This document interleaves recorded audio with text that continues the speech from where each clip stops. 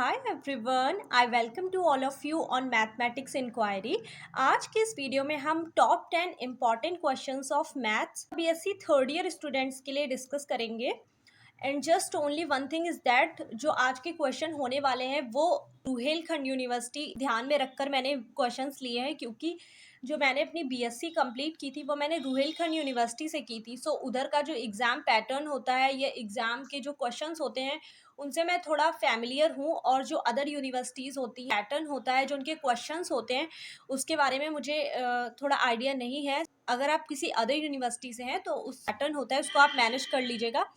सो otherwise जो आज की इस वीडियो में हम क्वेश्चंस को डिस्कस करेंगे वो तो रुहेलखंड यूनिवर्सिटी एग्जाम्स में पूछे जाते हैं, ज़्यादातर वही क्वेश्चंस होंगे। ठीक है, तो जो क्वेश्चंस हैं वो बेसिकली जो बीएससी थर्ड ईयर में पेपर होता है numerical analysis and programming in C, उसी से ही मैंने क्वेश्चंस लिए हैं, क्योंकि ऐसे हम वन बाय वन पेपर को कवर करते जाएंगे और इम्पॉर्टेंट क्वेश्चंस को प्रिपेयर करते रहेंगे, तो जिससे हमारी एग्जाम्स में काफ़ी हेल्प मिलेगी हमें। मैंने क्वेश्चंस ले रखे हैं वो मैंने न्यूमेरिकल एनालिसिस से ही ले रखे हैं, क्योंकि जो प्रोग्रामिंग इन सी होता है वो तो मतलब रुहेलखंड यूनिवर्सिटी में सिर्फ नाम के लिए पूछा जाता है।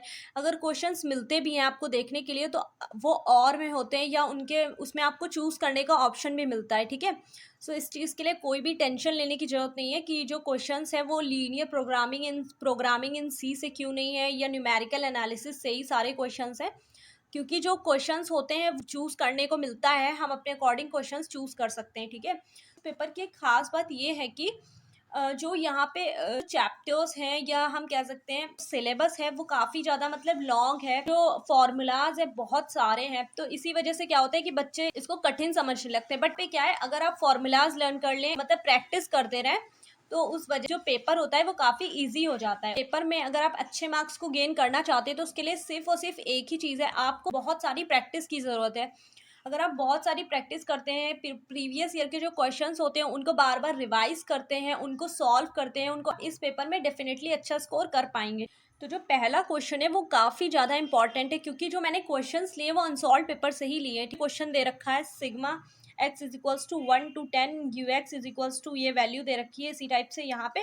तो ये जो इसमें हमें फाइंड करना है u1, ये बहुत ही मतलब इजी क्वेश्चन है। अगर आप इसका सॉल्यूशन एक बार देख लेंगे तो आप इस क्वेश्चन को कर लेंगे। और जो इस क्वेश्चन की खास बात ये है कि ये क्वेश्चन जो है वो लॉन्ग में भी देखने को मिला है और शॉर्ट में भी देखने को मिला है, तो आपको इस चीज़ की चिंता करने की जरूरत नहीं है। ये जो क्वेश्चन आप प्रिपेयर करेंगे ये लॉन्ग में आएंगे कि शॉर्ट में आएंगे। ठीक है, क्योंकि जो ये क्वेश्चंस है इनमें से ही यही क्वेश्चंस जो है वो लॉन्ग में भी रिपीट होते हैं और शॉर्ट क्वेश्चंस में भी रिपीट होते हैं। तो आप फिर हम आते हैं अपने नेक्स्ट क्वेश्चन पे। अब जो यहाँ पे दूसरा क्वेश्चन है वो ये है कि evaluate the value of the integral. यहाँ पे एक इंटीग्रल दे रखा है, ये ज़्यादातर ये इंटीग्रल बहुत पूछा जाता है, एक ये और एक मैं अभी आपको आगे दिखाऊंगी वो वाला। ठीक है, तो ये भी बहुत पूछा जाता है। इसमें बोलते हैं कि सिम्पसन 1/3 रूल और सिम्पसन 3/8 रूल लगा करके इसकी वैल्यू निकाल दो। तो ये भी फॉर्मूला है, अगर आपने सिम्पसन 1/3 या 3/8 पढ़ के रखा है, आपको लर्न है, तो आप इसकी वैल्यू निकाल लेंगे और ईजिली, क्योंकि जो कैलकुलेशन होती है उसमें क्या होता है, आपको कैलकुलेटर एग्जाम हॉल में ले जाने के लिए मिलता है, तो आपको उसकी भी चिंता की जरूरत नहीं कि कैलकुलेशन इतनी बड़ी मैं कैसे करूँगा या कैसे करूँगी। ठीक है, तो आपको सिर्फ और सिर्फ सिंपली फॉर्मूला लर्न करना है और क्वेश्चंस की प्रैक्टिस करनी है। फिर हमारा जो थर्ड क्वेश्चन है ये भी काफ़ी ज़्यादा बार रिपीट होता है। यहाँ पे क्वेश्चन दे रखा होता है प्रूव दैट, ये हमें प्रूव करना होता है e⁻x में ये वैल्यू हमें प्रूव करके लानी होती है। तो ये भी क्वेश्चन ऐसा है जो कि आई थिंक आपको एग्जाम्पल में ही सॉल्व मिल जाएगा, इसका सॉल्यूशन एग्जाम्पल में ही है। और आई थिंक ये क्वेश्चन जो है चैप्टर स्टार्टिंग के जो चैप्टर है उसी में है। ठीक, और जो क्वेश्चन नंबर 4 दे रखा है, 4 और 5 मैंने पास में लिखा है, क्योंकि पैराबोला से अगर कोई क्वेश्चन आएगा तो यही दोनों क्वेश्चन है। मतलब मैं श्योर तो नहीं बोल सकती, बट हाँ आई थिंक जब भी क्वेश्चन रिपीट होते हैं तो इन दोनों में चांसेस ज़्यादा होते हैं, तो इसी वजह से ये दोनों क्वेश्चन भी आपको अच्छे से प्रैक्टिस कर लेनी है। फिर एक ये क्वेश्चन दे रखा है question number 6, F X is equals to दे रखा है 1/x², find the divided difference. अब ये डिवाइडेड डिफरेंस भी अगर आपको फॉर्मूला पता है डिवाइडेड डिफरेंस का तो आप बहुत ही ईजिली इसको कैलकुलेट कर लेंगे। ठीक है,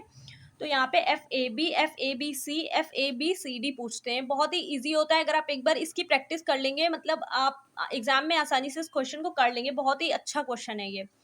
फिर यहाँ पे क्वेश्चन बहुत ही बार आता है, अगर स्टाइलिंग से क्वेश्चन पूछा जाता है तो आई थिंक इसकी चांसेस आने की ज़्यादा होती है। ठीक है, use Stirling formula to find F35। Stirling formula है, फिर आपको देखिए जितने भी क्वेश्चन है सब फार्मूला बेस्ड है। तो बस यही है कि आपको फार्मूले को लर्न करना है, या फार्मूले की टेबल बना लीजिए या एक पेपर पे लिख लीजिए, उनको बार बार रिवाइज कीजिए और क्वेश्चंस की प्रैक्टिस कर लीजिए, ठीक है।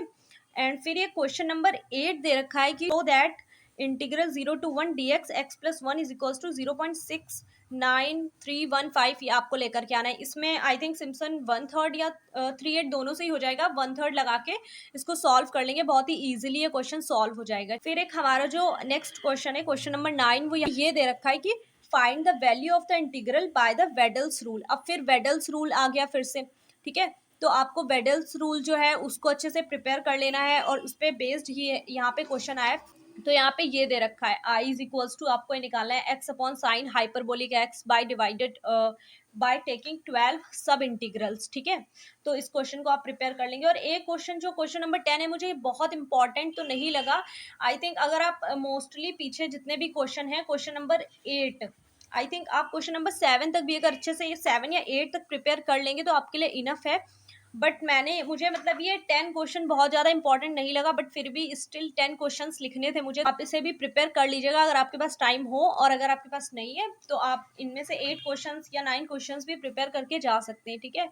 तो इनकी आप प्रैक्टिस कीजिएगा, और फॉर्मूले को कैसे लर्न करना है और या इस पेपर को कैसे टैकल करना है, इसकी भी वीडियो आपको इसी चैनल पर मिल जाएगी। सो आप जाकर के इसको चेक कर सकते हैं। मैंने स्पेशली इस पेपर को लेकर के एक वीडियो भी बनाई थी कि मतलब जो मैथ्स होती है उसको हम कैसे प्रिपेयर करें, और मैंने उसमें इसी पेपर को डिस्कस किया था, क्योंकि मुझे लगता था कि बीएससी जो थर्ड ईयर में जो real analysis, complex analysis and जो ये है हमारा numerical analysis and programming in C, और एक जो फोर्थ पेपर आता है लीनियर प्रोग्रामिंग, तो आई थिंक इन सब में से अगर कोई पेपर बच्चों को लगता है टफ है, मोस्टली मुझे भी लगता था जब मैं मतलब अपने फाइनल ईयर में थी, तो मैंने इसी पेपर को बहुत अच्छे से उसको मैं वीडियो में कवर किया है। सो आप उस वीडियो को भी देख सकते हैं। And thank you so much, keep watching.